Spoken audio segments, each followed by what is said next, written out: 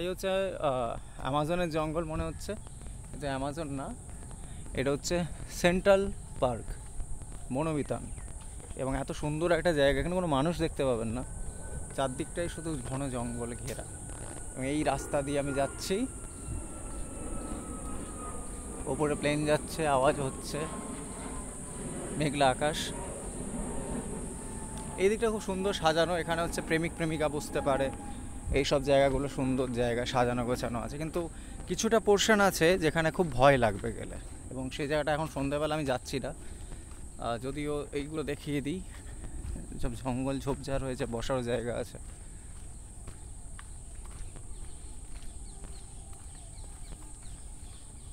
এই হচ্ছে central park. এই জায়গাটা যেমন পুরোটাই খুব ভয় লাগবে।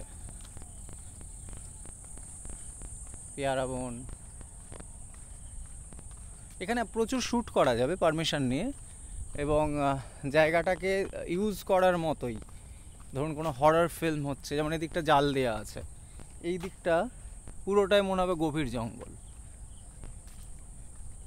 এই যে পুরো জঙ্গল, এইখানে এই জায়গাটা আমরা কাজ করতে পারি।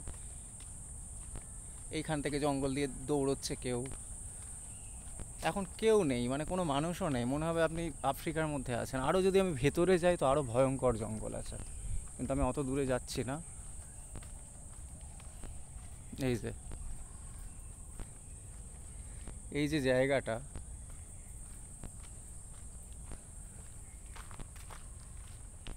এখানে কেউ নেই, মানে পিন পড়লে আওয়াজ শোনা যাবে। এই জায়গাটা আমরা নেব, এই জায়গাটা, এইখানটা একটা শট নেব। গাছটা দারুণ লাগছে, এই গাছের কাছে লুকিয়ে থাকবে মেয়েটা।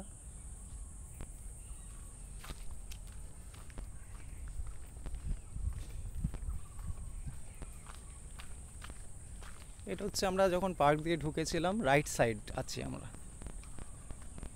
এটা রাইট সাইড।